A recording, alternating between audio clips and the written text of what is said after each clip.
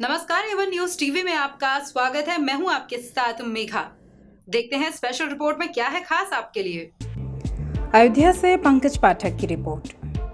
कांग्रेस के वरिष्ठ नेता और राज्यसभा सांसद प्रमोद तिवारी अयोध्या पहुंचे। सबसे पहले उन्होंने हनुमानगढ़ी में पूजा अर्चना करके आशीर्वाद लिया। इसके बाद अयोध्या नरेश के निधन पर उनके परिवार से मुलाकात और शोक संवेदना प्रकट की।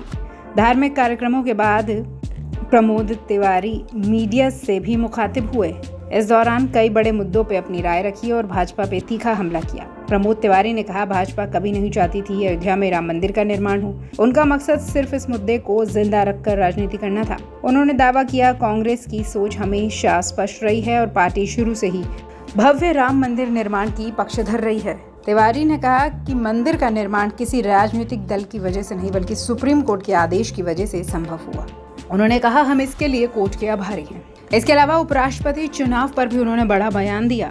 उन्होंने पूर्व जज जस्टिस बी सुदर्शन रेड्डी को सबसे उपयुक्त उम्मीदवार बताया। तिवारी ने कहा, ऐसे व्यक्तित्व की जरूरत है जिनकी छवि साफ हो और निष्पक्ष हो। गृह मंत्री अमित शाह के हालिया बयान को लेकर भी उन्होंने निशाना साधा है। उन्होंने कहा, शाह भले ही देश के गृह मंत्री हैं, लेकिन उनके बयान पद की गरिमा के अनुरूप नहीं है। सुदर्शन रेड्डी पर इस तरह की टिप्पणी कहीं से भी उचित नहीं। तिवारी ने सवाल उठाया, भाजपा 11 साल से सत्ता में है तो अब अचानक समीक्षा की जरूरत क्यों महसूस हुई? अगर कोई कमी थी तो पहले क्यों नहीं सुधारा गया?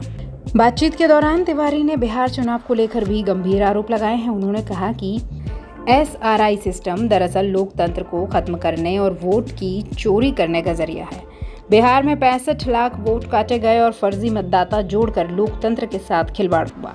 तिवारी ने मांग की है, इस पूरे मामले की उच्च स्तरीय जांच होनी चाहिए ताकि सच सामने आए। राजनीतिक जानकारों का मानना है कि तिवारी का अयोध्या दौरा केवल धार्मिक कार्यक्रमों तक सीमित नहीं रहा, बल्कि उन्होंने इस दौरान मंदिर, राजनीति, राष्ट्रपति, उपराष्ट्रपति चुनाव और लोकतंत्र जैसे कई बड़े मुद्दों पर अपनी राय रखकर कांग्रेस की ओर से एक मजबूत राजनीतिक संदेश दिया है। अयोध्या भाजपा का राजनीति का केंद्र रहा है और कांग्रेस की ये सक्रियता आने वाले समय में चुनावी रणनीति का हिस्सा मानी जा रही है। अयोध्या में तिवारी के बयानों पर लोगों ने अलग अलग राय रखी है। कुछ ने इसे कांग्रेस की सकारात्मक पहल बताया तो कुछ ने इसे राजनीतिक दिखावा कहा।